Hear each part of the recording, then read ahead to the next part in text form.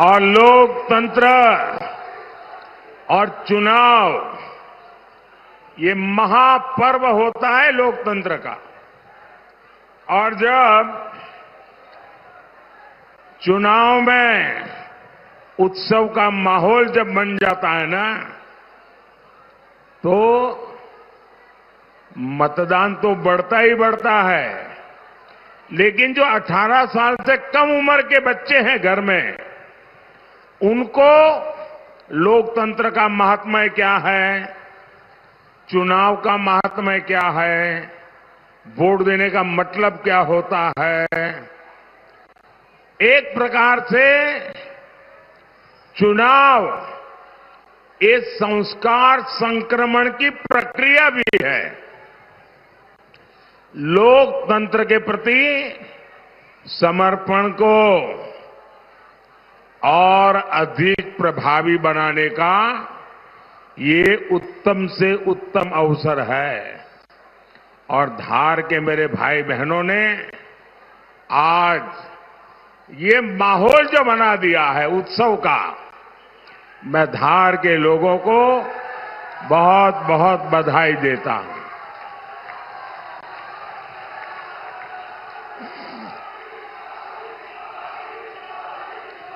यहां कुछ लोग ये फोटो वगैरह के लेकर के आए हैं। आप सबके फोटो मैंने देख लिए हैं। अगर आप बैठ जाएंगे तो मेरे पर बड़ी कृपा होगी, क्योंकि पीछे सबको परेशानी होती है। मैंने देख लिया है, आप तस्वीर लाए हैं, कृपा करके आप बैठिए। नहीं बैठेंगे? उन तस्वीर को नीचे रखिए, आराम से नीचे बैठिए। मैं आपका बहुत आभारी हूं कि आप इतनी मेहनत करके चित्र बना करके यहां लाए हैं, लेकिन आप आराम से बैठिए, थक जाएंगे।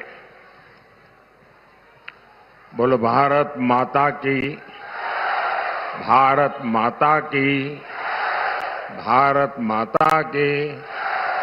साथियों, 4 जून को अब 1 महीना भी नहीं बचा है। आज तीसरे चरण की वोटिंग चल रही है। पहले चरण में विपक्ष पस्त पड़ गया था। दूसरे चरण में विपक्ष ध्वस्त हो गया था।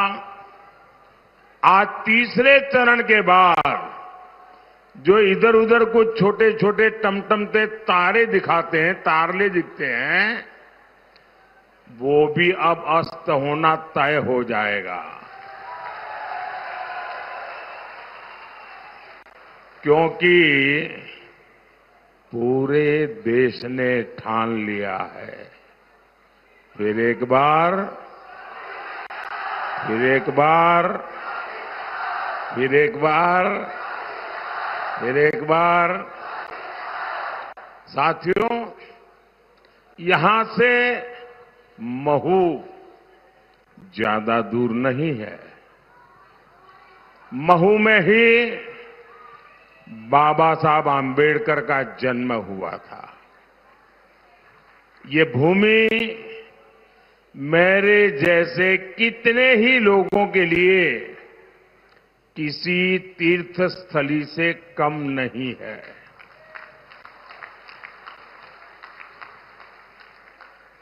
और मैं तो अगर स्वार्थ की भाषा में बोलूं,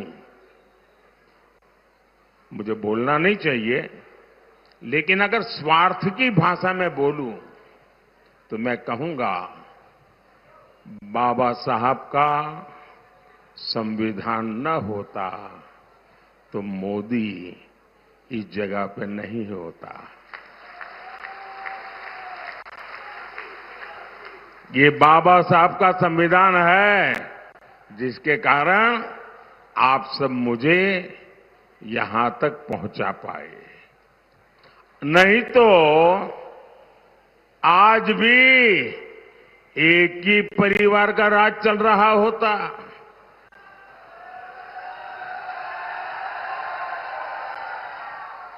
नामदार ही नामदार होते, कामदार का तो हिसाब ही नहीं होता। लेकिन ये बाबा साहब के संविधान की ताकत है कि नामदार को हटा के देश ने कामदार को बिठा दिया।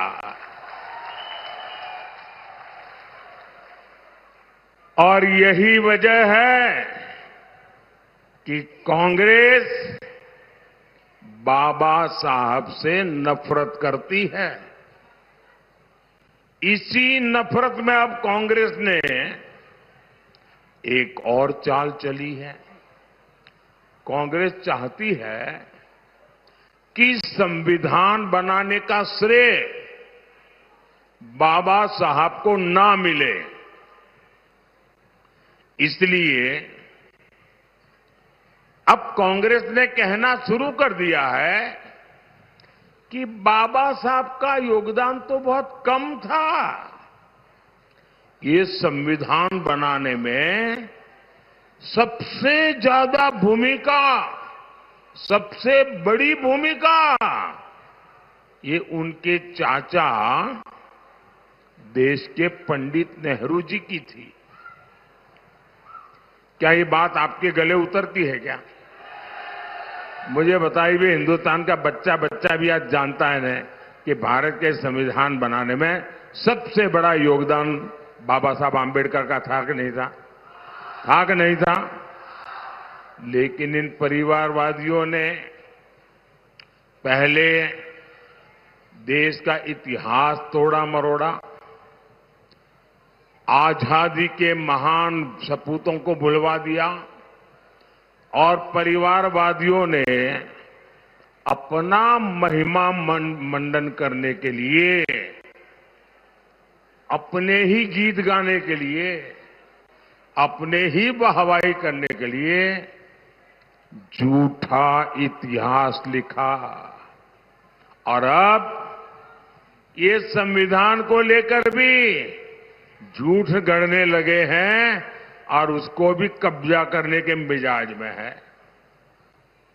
सच तो ये है कि कांग्रेस का ये परिवार बाबा साहब आंबेडकर को घोर नफरत करता है। कांग्रेस ने आंबेडकर जी की राजनीति को खत्म करने की हर साजिश रची। मैं इसे भाजपा का और भाजपा सरकार का सौभाग्य मानता हूं कि भाजपा के समर्थन वाली केंद्र सरकार ने कुछ वर्ष पहले बाबा साहब को भारत रत्न दिया था। ये जब गए ना, तब मौका आया। मैं इसे भी अपना सौभाग्य मानता हूं कि मुझे बाबा साहब से जुड़े स्थानों को पंच तीर्थ के रूप में विकसित करने का अवसर मिला। साथियों, हार की हताशा में आजकल कांग्रेस और इंडी गठबंधन के लोग एक नई अफवाह उड़ा रहे हैं। ये कहते हैं कि मोदी को 400 सीटें मिल गई तो वो संविधान बदल देगा। ऐसा झूठ चलाते हैं ना। ऐसा लगता है जैसे कांग्रेस वालों की बुद्धि पर वोट बैंक का ताला पड़ गया है। वोट बैंक का ताला पड़ गया है।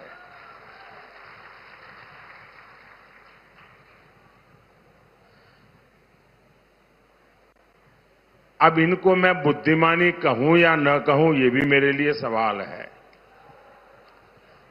अरे इनको पता होना चाहिए 2019 से 2024 ये जो 5 साल मैंने सरकार चलाई ना, और 2019 में जो आपने वोट दिया था, 2019 से 2024 मोदी के पास एनडीए प्लस के रूप में 400 सीटों का तो समर्थन था ही था। अब ये इनको इतनी भी याद नहीं है, वो ऐसी तरह जनता ने उनको मारा है, ऐसा मारा है कि अभी तक होश नहीं आया है।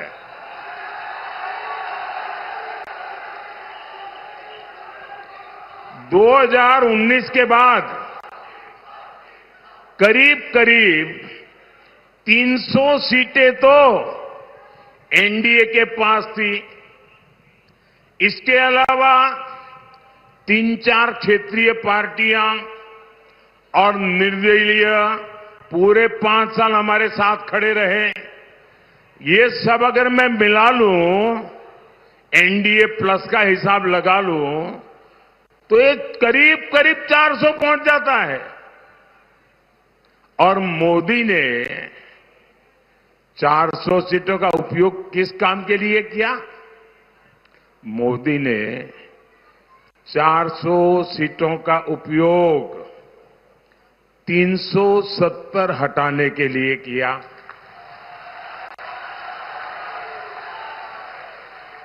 मोदी ने 400 सीटों का उपयोग SC/ST के आरक्षण को 10 साल आगे बढ़ाने के लिए किया। मोदी ने 400 सीटों का उपयोग एक आदिवासी बेटी को पहली बार राष्ट्रपति बनाने के लिए किया। मोदी ने 400 सीटों का उपयोग महिला आरक्षण के लिए किया। और मोदी 400 सीटें क्यों मांग रहा है, ये भी देश को जानना बहुत जरूरी है। मोदी को 400 सीटें यानी एक प्रकार से 2019 से 24 जो दिया, उसको रिपीट करने के लिए मैं कह रहा हूं। मोदी को 400 सीटें चाहिए ताकि मैं कांग्रेस और इंडी गठबंधन की हर साजिश को रोक सकूं।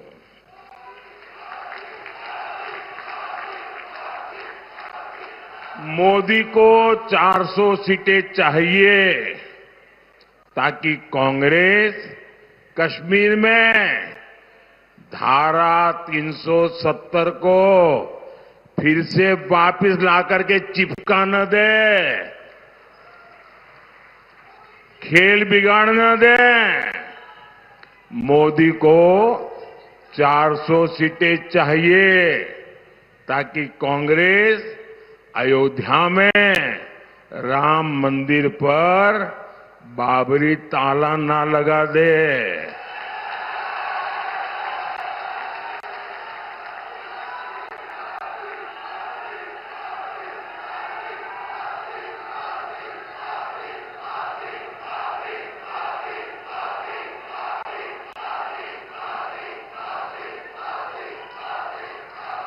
मोदी को 400 सीटें चाहिए ताकि कांग्रेस देश की खाली जमीन, खाली द्वीप, आइलैंड्स दूसरे देशों को गिफ्ट न कर दे, सौंप न दे।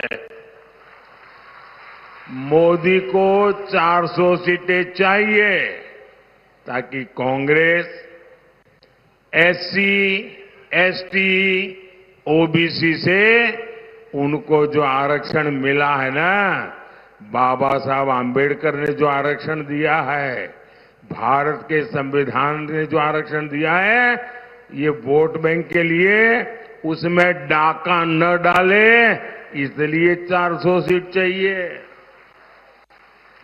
मोदी को 400 सीटें चाहिए ताकि कांग्रेस अपने वोट बैंक की सभी जातियों को रातों रात ओबीसी घोषित न करने और ओबीसी का जो कोटा है उसमें डाका न डाले, इसलिए मुझे 400 सीट चाहिए।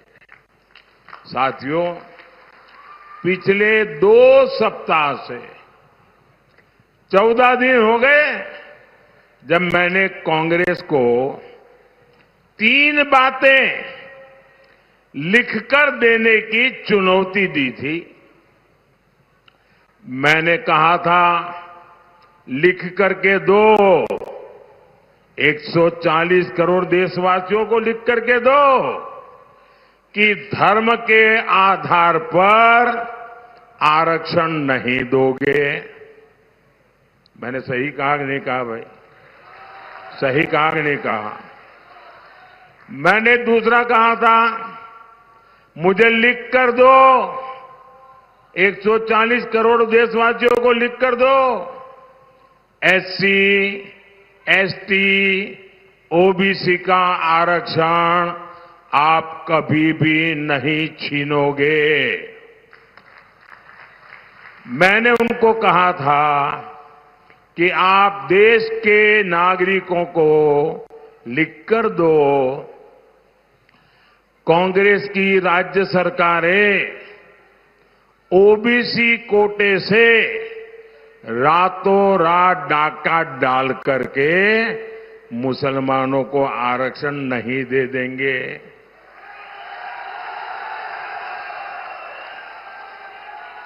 अब मेरे 3 सवाल, बहुत सिंपल सवाल है साहब, लेकिन कांग्रेस चुप बैठकर बैठ गई है बन करके, मुंह पे ताला लगा दिया है उसने। ये चुप्पी खतरे वाली चुप्पी है भाई। उनके अंदर खेल है और मैंने अब उनके दिमाग का एक्सरे निकाला है। वो आपका एक्सरे निकालने वाले हैं ना, तो मैंने सोचा पहले इनका दिमाग को देखूं अंदर है क्या। तो उसमें वोट बैंक ही नजर आ रही है, बस हर चीज में वोट बैंक, हर चीज में वोट बैंक। साथियों, कांग्रेस तो चुप है, लेकिन आज इनके एक बड़े साथी ने इंडी गठबंधन के इरादों पर मुहर लगा दी। उनके एक नेता जो चारा खाने के कारण जेल में है, जो पशुओं का चारा खा गए और अदालत ने जिनको सजा दी है, अदालत ने उनको सजा दी है, सुप्रीम कोर्ट तक सबने मान्य किया कि इन्होंने भ्रष्टाचार किया है। ऐसे उनके सागरित